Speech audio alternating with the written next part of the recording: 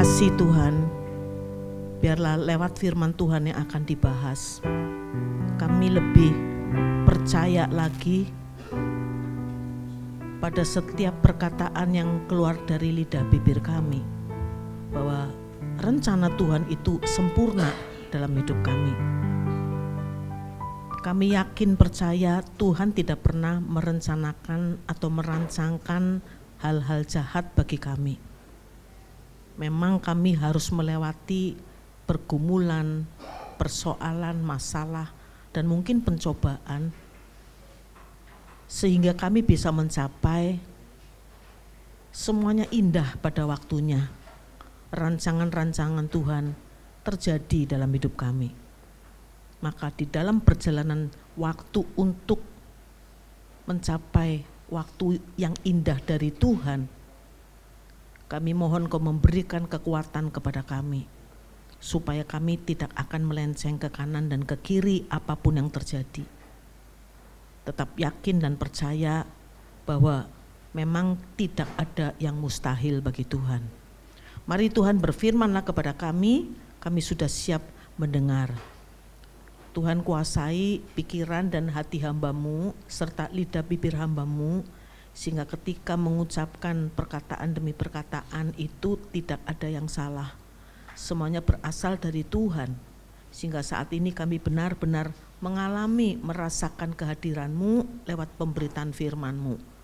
Dan biarlah kami bisa mengenal Tuhan lebih dalam lagi lewat pemberitaan firman-Mu. Dalam nama Tuhan kami Yesus Kristus, Sang Juru Selamat, kami sudah berdoa. Haleluya, amin. Amin. Silakan duduk, saudara.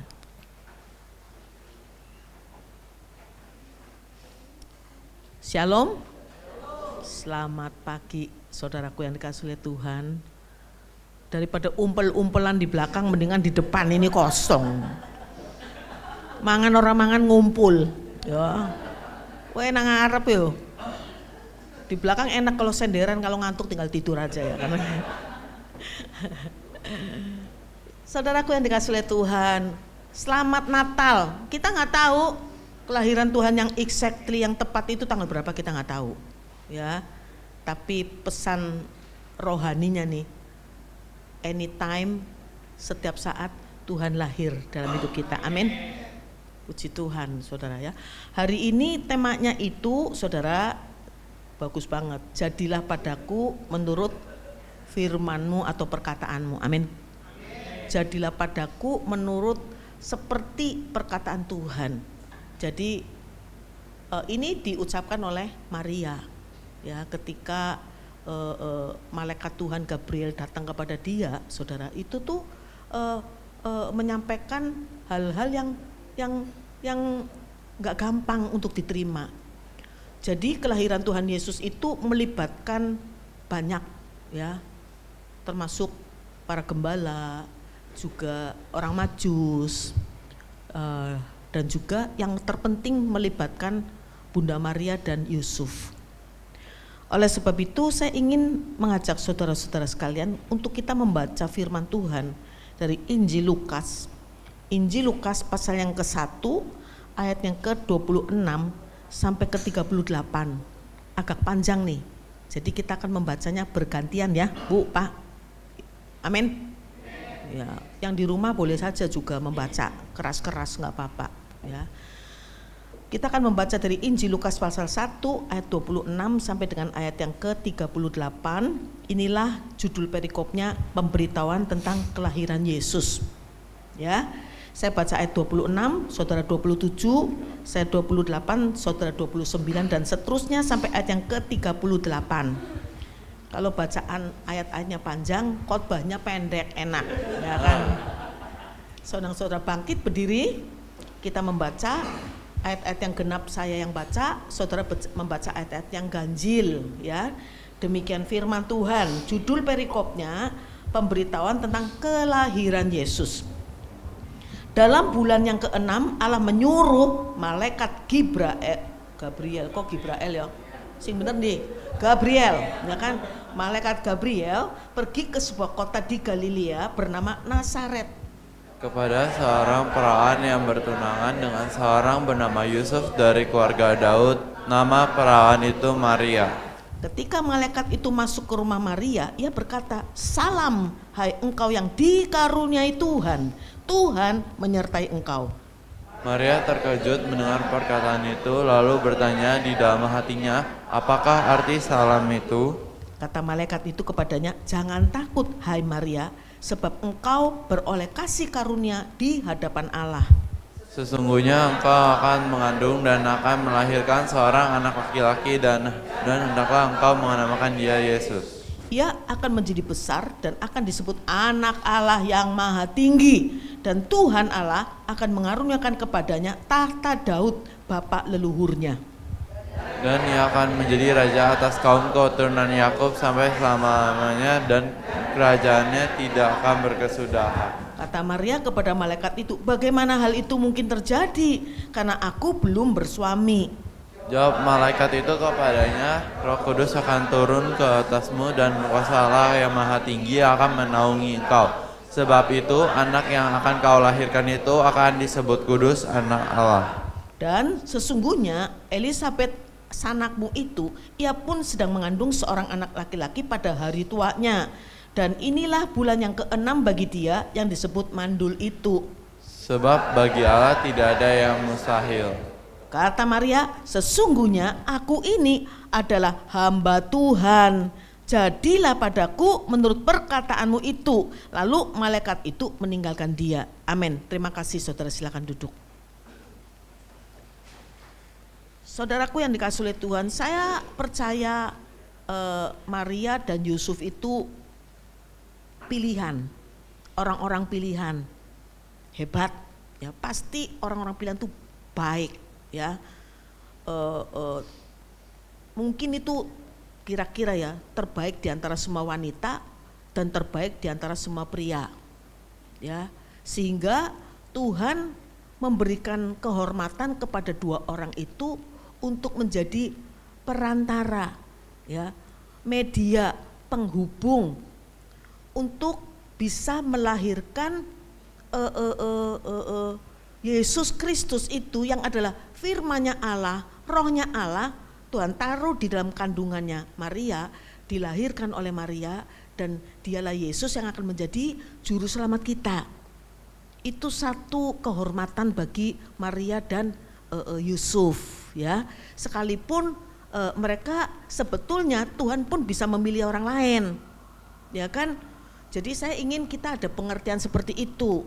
Tuhan bisa memilih wanita lain atau pria lain, tetapi Tuhan pilih Maria dan Yusuf.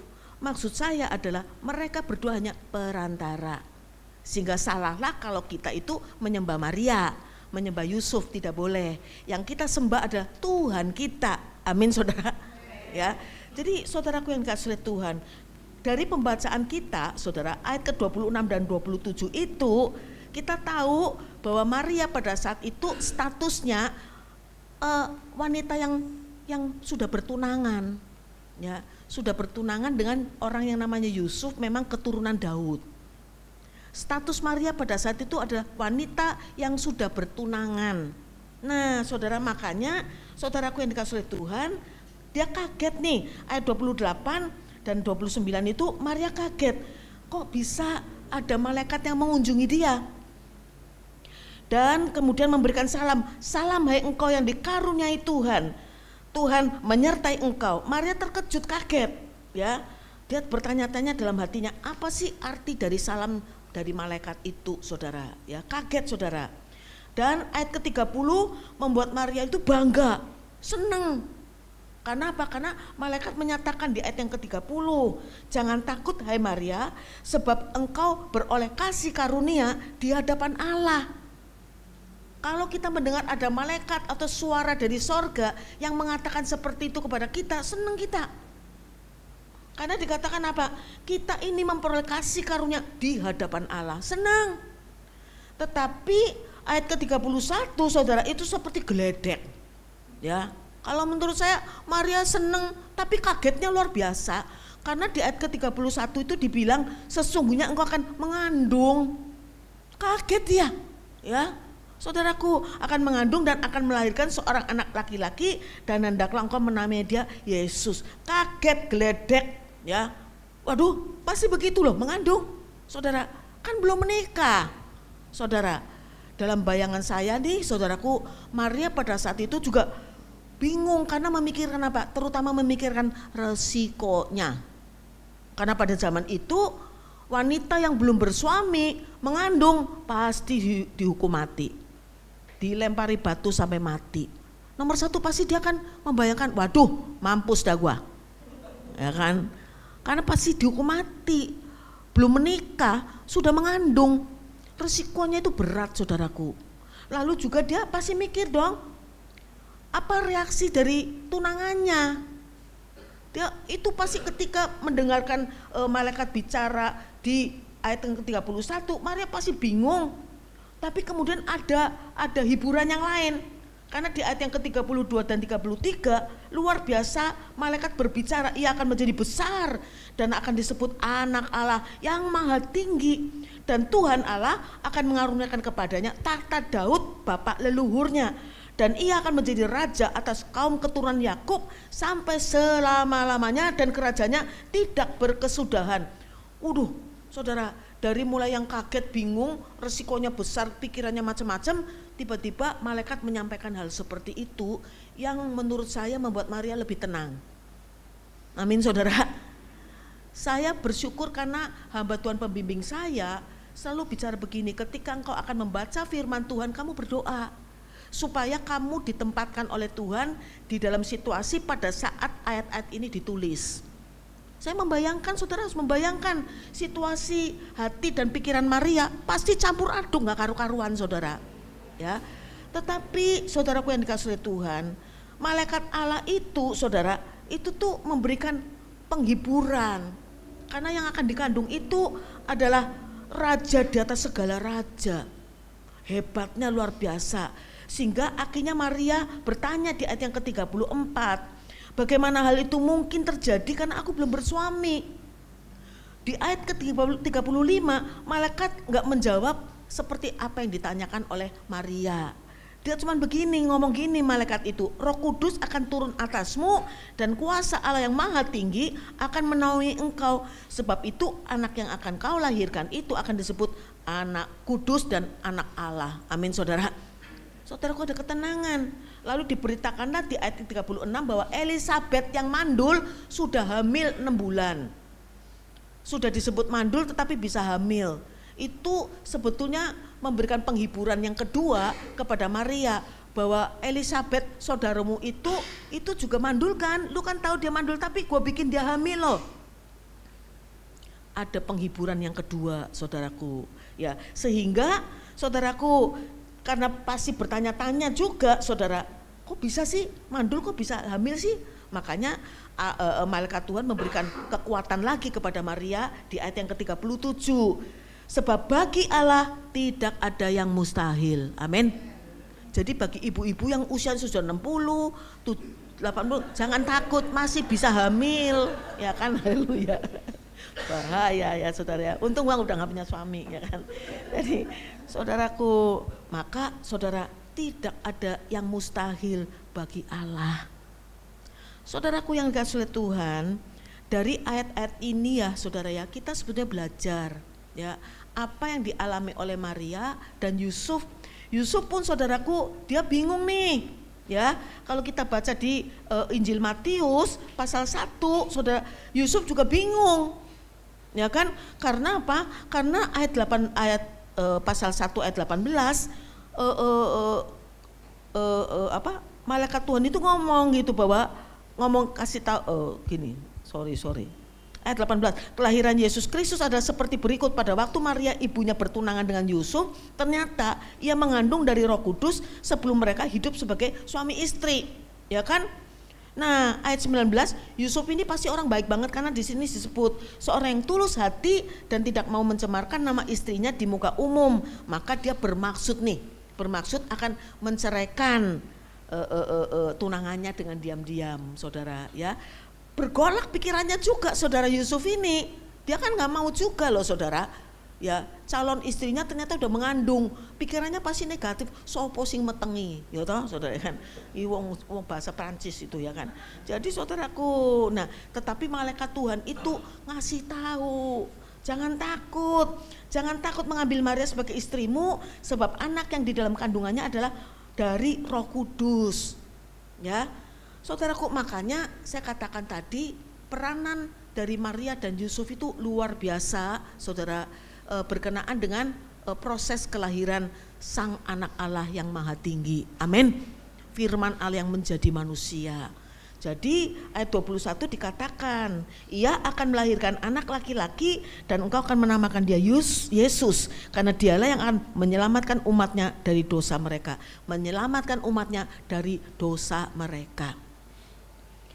Saudaraku yang dikasihi Tuhan, kaitannya apa dengan kita, saudara? Ya, saudaraku yang dikasihi oleh Tuhan, yang diucapkan malaikat kepada Maria itu belum terjadi. Hanya kata malaikat. Kita juga dalam kehidupan ini, kita tahu rancangan Tuhan untuk hidup kita. Kalau bapak-bapak iman kita itu dengar langsung. Saudara-saudara dan saya mendengar dan membaca dari tulisan-tulisan yang terdapat di dalam Alkitab kita yang adalah firman Allah. Dan kita percaya, maka saudara-saudara dan saya disebut orang-orang yang berbahagia. Berbahagialah orang-orang yang tidak melihat namun percaya. Amin. Tepuk tangan untuk Tuhan. Saudara-saudara dan saya istimewa. Kita nggak ngelihat, kita nggak dengar langsung, kita hanya membaca dan mendengar firman Tuhan dan kita percaya. Menurut saya itu kasih karunia dan anugerah yang besar untuk kita. Aneh, kita nggak pernah ngelihat jreng jologroge Tuhan ya saudara ya. Bentuknya Tuhan tuh kita nggak lihat, kita nggak dengar juga secara langsung loh. Saudara hanya baca saja dari perjanjian lama dan perjanjian baru bagaimana berkuasanya Allah kita di dalam perjanjian lama. Dahsyatnya luar biasa. Saudara harus membaca Alkitab ini tuh dari jangan perjanjian baru saja. Perjanjian lama penting banget. Karena sebelum menjadi manusia, Allah kita tuh dahsyat, hebat, dan tidak mungkin manusia bisa bertemu dengan Allah pada saat itu. Karena dia adalah api yang menghanguskan, terang yang tak terhampiri. Ketika Allah hadir di bukit, saudara, itu orang gak boleh naik ke bukit loh. Boro-boro naik ke bukit, nginjek batasan bukit aja untuk naik ke bukit, kaki bukit itu nginjek mampus lu metong, saudara, nggak boleh. Kenapa? Karena manusia nggak bisa bertemu dengan Allah. Ada batasan, ada pembatasnya. Karena manusia berdosa. Yang bisa bertemu, bukan bertemu secara langsung ya, mempersembahkan persembahan kepada Allah di dalam bait Maha Kudus itu hanya Imam Agung. Antara ruang Maha Kudus dan ruang Kudus itu ada tirai yang tebel banget, saudara. Tebelnya bukan main, saudaraku, ya. Dibuat dari bahan-bahan yang istimewa.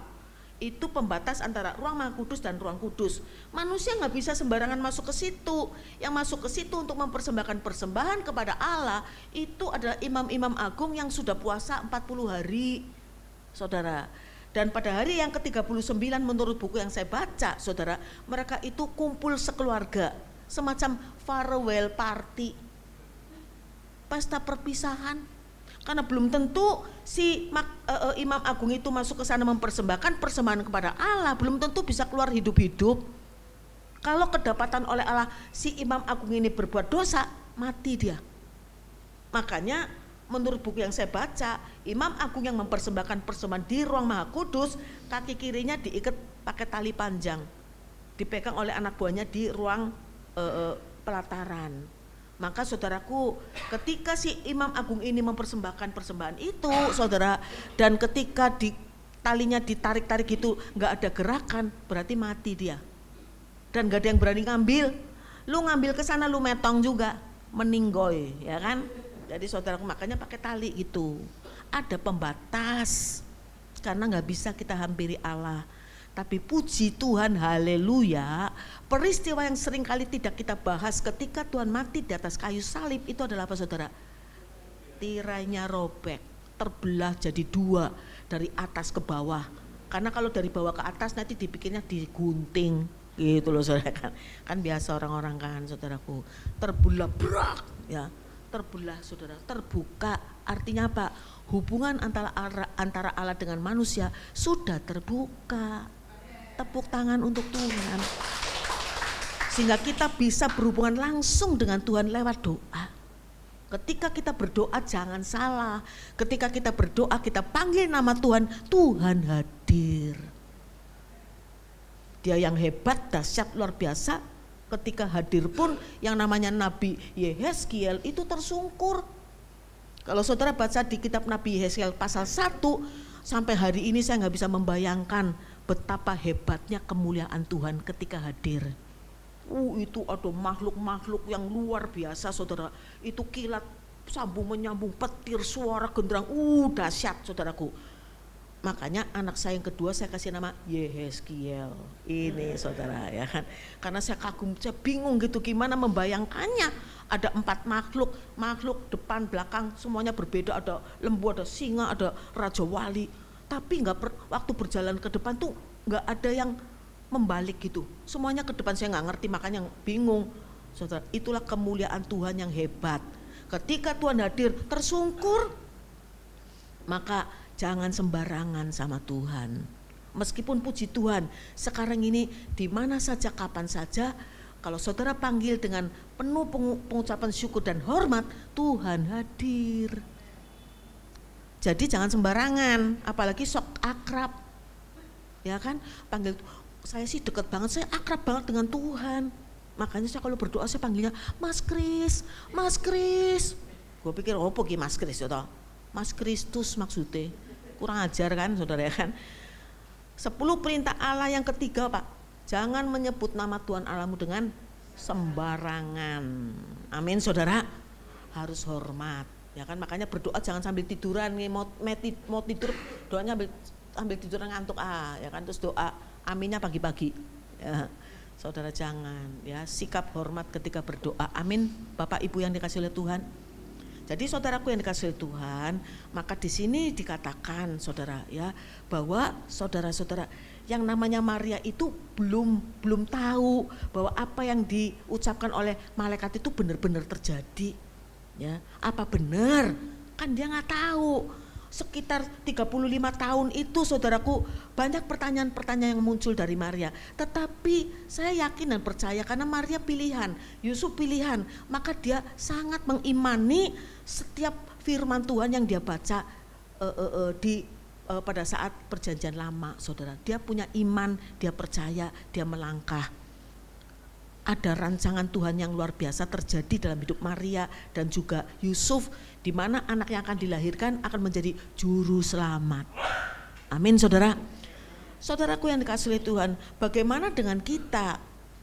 Kita sekali lagi nggak pernah didatangi malaikat dia secara khusus terus ngomong gitu saudara ya, atau pribadi Allah itu hadir saudara.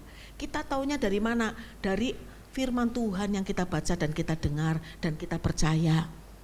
Amin saudara.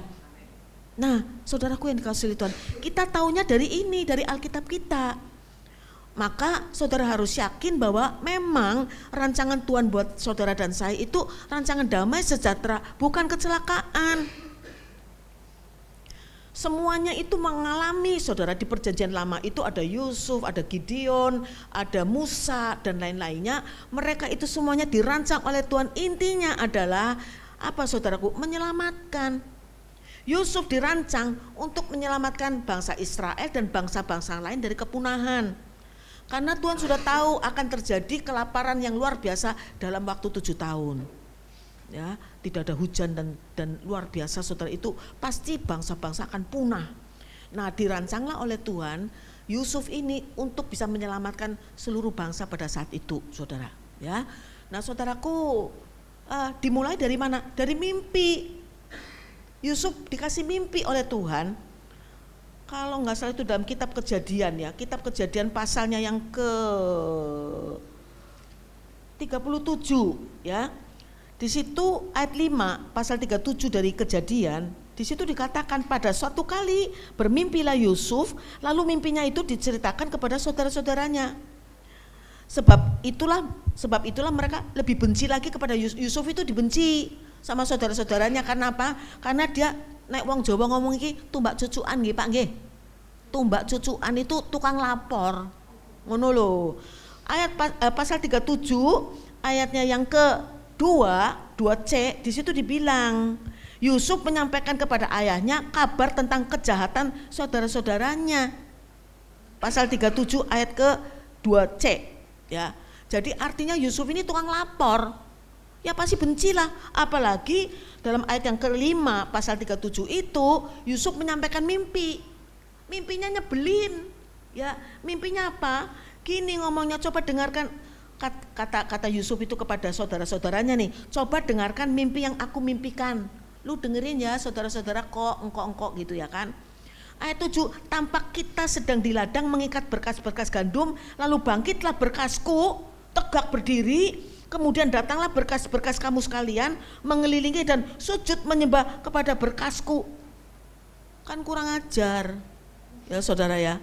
Saudara-saudaranya kan gak ngerti, tapi Yusuf menyampaikan itu, saudaraku, kepada keluarganya atau kakak-kakaknya, termasuk Benyamin, adiknya saudara ya. Kurang bijaksana sih menurut saya saudara. Disampaikan. Sebetulnya kalau nggak disampaikan juga nggak apa-apa sih, ya toh, saudara. Tapi menimbulkan rasa benci lagi. Oh, berarti rasa lu tuh kepengen kita semuanya tuh menyembah kamu gitu loh, ya toh. Nah, saudara, makin benci tuh ayat 8C. Ayat 9 ngomong lagi, cerita lagi mimpi yang lain yang diceritakan juga ke saudara-saudaranya. Katanya gini mimpinya, aku bermimpi pula tampak matahari, bulan dan 11 bintang sujud menyembah kepadaku. Wis tambah benci meneh, ya kan? Karena kalau di sini disebut matahari dan bulan, artinya bapak dan ibunya juga bakal menyembah Yusuf. Itulah rancangan Tuhan yang diberikan kepada Yusuf lewat mimpi. Pada saat itu kira-kira gimana Yusuf itu menanggapi mimpi itu, saudara? Menurut saya kok dia percaya ya bahwa rancangan Tuhan akan dahsyat di dalam hidupnya. Tetapi saudaraku yang dikasihi oleh Tuhan, ternyata saudara, prosesnya Yusuf emang langsung jadi orang hebat, disembah sama bapak ibunya dan juga saudara-saudaranya sujud, jadi orang hebat, kan tidak. Ada proses. Amin saudara. Rancangan Tuhan bagi saudara-saudara dan saya pasti hebat. Semuanya indah pada waktunya, amin. Maka Tuhan ingin supaya saudara percaya, pegang dulu janji Tuhan dan firman Tuhan itu. Gak mungkin Tuhan punya niat jahat atau rancangan jahat buat saudara, gak mungkin, dalam nama Yesus. Semuanya pasti akan baik dan indah, saudara ya. Demikian juga Yusuf ini. Karena Yusuf bingung nih. Ini kan contoh untuk kita juga. Yusuf bingung, saudara. Kenapa? Karena ternyata, saudara, tidak langsung terjadi. Umur Yusuf pada saat itu 17 tahun, masih muda, saudara. Ternyata oleh saudara-saudaranya itu dijual menjadi budak, saudara, ke Mesir. Saya membayangkan pada saat dijual sebagai budak, saudara, kan itu kan kata buku juga yang saya baca, ketika dijual itu dibuka bajunya, diteliti, suruh muter-muter, ya kan? Orang Ibrani pakai baju kan ketutup dari atas ke bawah, betul? Kebuka sedikit aja aib. Dan ini ditelanjangi, saudara. Apakah ketika muter-muter ini sambil joget-joget boleh gitu? Enggak juga, saudara. Tenang aja, rancangan Tuhan pasti terjadi. Tidak. Ketika dia sedang dikir, maksudnya dinilai oleh orang-orang yang akan membeli budak Yusuf ini, saudara, pasti pikirannya aneh gitu. Kok begini ya? Dalam hidup kita kan begitu. Seringkali Tuhan bilang, kamu tidak akan dipermalukan. Kalau kamu mengasihi Tuhan, kamu tidak akan dipermalukan. Ternyata hidupmu dipermalukan, ngalamin, bingung. Mana janji Tuhan? Katanya gak mungkin dipermalukan. Gue dipermalukan loh, difitnah, dimasukin ke dalam koran nama saya, saudara. Ngalamin, bingung, saudara ya. Tetapi Yusuf tetap melangkah. Yang Tuhan inginkan adalah, saudara, jangan nyimpang kanan, jangan nyimpang kiri. Meskipun yang saudara alami berat, amin saudara, ikuti terus saja. Kenapa? Karena ada kepastian di sana, amin. Kepastian. Jadi saudara, tetaplah ikuti. Nah, saudaraku, dan juga begini saudara, setelah Yusuf dibeli oleh Potifar, Yusuf pasti kerjanya hebat. Semua tugas-tugas yang diberikan kepada Yusuf dilakukan dengan sebaik-baiknya dan jujur. Ternyata kejujuran itu paling penting, Bu, Pak. Dalam kita bekerja, dalam kita melakukan segala sesuatu, kejujuran nomor 1. Saya yakin dan percaya itu yang dilakukan oleh Yusuf sehingga Pak dipercaya. Semua yang ada di istana Potifar dipercayakan kepada Yusuf, saudaraku. Yusuf itu budak membawahi orang-orang yang bukan budak. Tidak mungkin kan? Tapi tadi ayat firman Tuhan dalam Injil Lukas ngomong apa? Tidak ada yang mustahil bagi Tuhan. Amin. Maka sebagai seorang budak bisa menjadi pimpinan dari para orang-orang yang bukan budak. Hebat, saudara. Ya, kenapa? Karena juga ada ayat yang menyatakan bahwa Yusuf itu disertai oleh Tuhan. Meskipun kemudian terjadi sesuatu, saudara, karena istri bos senang sama Yusuf, karena Yusuf katanya cantik, bukan ganteng loh, cantik loh. Wong Yahudi ku ayu-ayu jarine ya, saudara. Jadi saudaraku, si istri Potifar senang, ya kan, menggoda Yusuf berkali-kali. Singkat cerita, Yusuf menolak. Dan ketika dia menolak, dia melakukan kebenarannya, benar dong, orang benar dong. Harusnya dipuji, diapresiasi, dikasih penghormatan. Tidak, ternyata ada fitnahan. Makanya Yusuf dimasukkan ke dalam penjara. Dalam bayangan saya nih, Yusuf bertanya-tanya lagi. Karena di penjara pasti disiksa. Karena kasusnya itu berat, melecehkan istri bos. Meskipun itu fitnahan. Tapi sekali lagi, Yusuf ketika di penjara sekalipun penuh dengan pertanyaan-pertanyaan kenapa jadi begini, tapi Yusuf melakukan semua tugas-tugasnya dengan sebaik-baiknya dan jujur. Maka kepala penjara seneng gitu ya, diangkat menjadi pimpinan di dalam penjara itu. Itulah janji Tuhan. Kalau engkau tidak menyimpang ke kanan dan tidak menyimpang ke kiri, maka engkau tidak akan pernah turun, selalu naik. Gak pernah jadi ekor, selalu jadi kepala. Tepuk tangan untuk Tuhan. Dimanapun kita bekerja, berbisnis dan lain-lainnya, lakukan semuanya seperti untuk Tuhan. Maka janji Tuhan pasti akan menjadi milik saudara. Amin, saudaraku. Iyalah, ini nenek-nenek ini, saudaraku, itu gak pernah turun, selalu naik. Kemarin kita juara umum Jaya Raya. Tepuk tangan untuk Tuhan. Gak mungkin. Kenapa? Karena lawan kita hebat-hebat. Di babak-babak awal, aduh, kalah. Tetapi ternyata kemarin di final, saudara, kita juara umum DKI, juara umum mengalahkan Jawa Tengah. Kita dapat 6 emas, Jawa Tengah dapat 4 emas. Tetapi dari 6 emas di DKI itu 3,5 emas dari Jaya Raya, 2,5 emas dari klub Eksis. Jadi kita juara umum. Gak pernah kepikir. Sangat terharu, saudara, ya, karena memang perjalanannya seperti itu. Hari pertama, hari kedua, aduh, saya sempat marah-marah gitu, saudara, ya, karena yang kalah itu mainnya nggak semangat, saya marah gitu. Waduh, setiap hari, saudaraku, berat banget. Tapi itu yang saya yakini Tuhan nggak akan pernah mempermalukan kita. Amin, saudara. Jadi saudaraku, itu yang terjadi. Yusuf melakukan semuanya dengan sebaik-baiknya seperti untuk Tuhan. Maka ya Tuhan langsung ingetin si para pembuat anggur, pembuat roti yang dilepaskan dari penjara, ingat sama dia. Jadi dipanggil oleh Fir'aun, jadi orang hebat di Mesir. Hebat, saudara. Balik lagi, sangat tidak mungkin, mustahil. Masa budak bisa menjadi orang hebat di Mesir? Yang saya nonton sih, jadi berarti bisa nggak benar juga, ya kan? Nonton filmnya itu tentang Fir'aun. Itu jadi kalau Fir'aun jalan itu orang-orang Mesir itu nggak berani ngelihat, semuanya tunduk. Nggak boleh ada orang yang ngelihat mukanya Fir'aun. Tapi Yusuf itu disebut sebagai ayah loh, ayahnya Fir'aun. Amin, saudara. Orang hebat. Dalam bayangan saya saja, kekayaan Mesir yang sekarang ini terjadi itu pasti zamannya Yusuf. Kenapa? Karena Yusuf disertai Tuhan, jadi dia punya hikmat tuh. Ya toh, dia sudah tahu, dikasih tahu oleh Tuhan akan ada 7 tahun kemakmuran, 7 tahun penderitaan. Jadi Yusuf itu dikasih hikmat oleh Tuhan, dalam 7 tahun kemakmuran dia kumpulin semua, penuhin semua lumbung-lumbung di seluruh Mesir, dipenuhin oleh gandum-gandum karena makmur subur. Penuh, saudara, ya toh. Dan kemudian terjadilah 7 tahun berikutnya kelaparan, saudara. Nggak ada hujan, nggak ada panen. Semua orang tuh kelaparan, seluruh dunia menurut saya. Tapi dunia mungkin mencakup di daerah situ saja, saudara, ya kan? Dari semua negara itu datang ke Mesir untuk beli gandum yang dikumpulkan oleh Yusuf. Hebat nggak, saudara? Ya, kok nggak tepuk tangan kalau hebat? Jadi saya tetap yakin dan percaya saudara-saudara bisa menjadi seperti itu. Tuhan merancang hal hebat untuk saudara. Saya yakin dan percaya.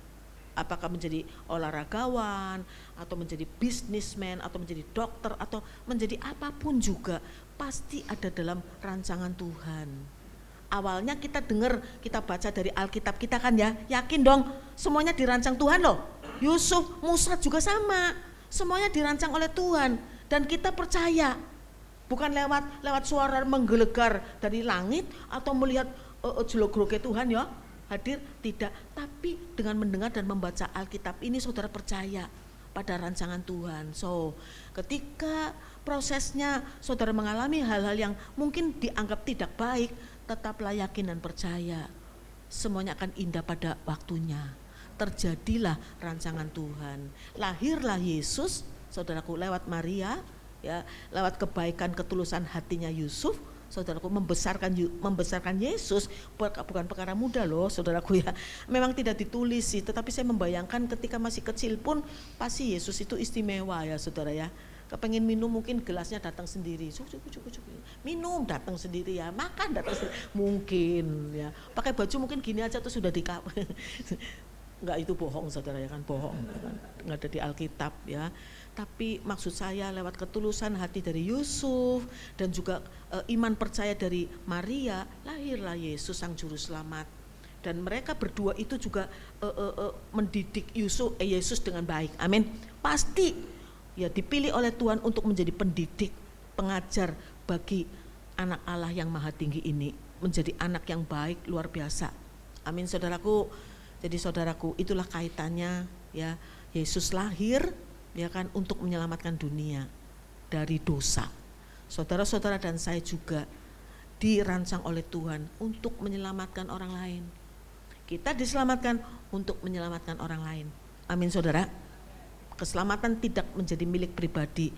Saudara harus ya memberitakan kabar baik Injil yang menyelamatkan kepada setiap orang yang saudara jumpai. Terutama nih saat-saat seperti ini, itulah saudara diberi kesempatan oleh Tuhan untuk menyampaikan Injil atau kabar baik.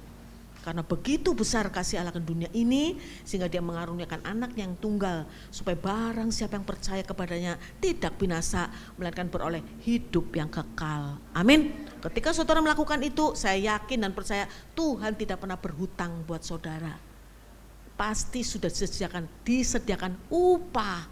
Kita kalau dengar upah seneng kan? Upah, haleluya, sudah disediakan. Amin. Upah dari Tuhan tidak harus berupa uang, cen, ya doku, enggak, ya kan? Tapi kesehatan yang sempurna, keselamatan, keamanan yang luar biasa, kebahagiaan di dalam rumah tangga, itu pun luar biasa. Amin, saudara. Saya berdoa supaya lewat firman Tuhan hari ini, saudara sadar bahwa hidup saudara pun dirancang dengan luar biasa oleh Tuhan. Amin. Yang penting saudara melangkah maju. Amin. Puji Tuhan. Tuhan Yesus memberkati saudara semuanya ya. Haleluya. Amin. Mari kita berdoa. Kami bersyukur kepada Tuhan untuk firman-Mu pada hari ini. Kami yakin dan percaya bagi kami yang hadir dan bahkan yang melihat lewat streaming, maka Tuhan hamba yakin percaya itulah cara Tuhan berbicara kepada kami pribadi lepas pribadi pada saat ini. Bagi yang lemah dikuatkan, bagi yang khawatir diberikan janji Tuhan yang luar biasa, dan Tuhan juga membuktikan bahwa janji-janji Tuhan tidak pernah gagal, tidak pernah batal, semuanya pasti terjadi. Terima kasih Tuhan, Kau baik. Dalam nama Tuhan kami Yesus Kristus kami sudah berdoa. Amin. Tuhan Yesus memberkati saudara semuanya.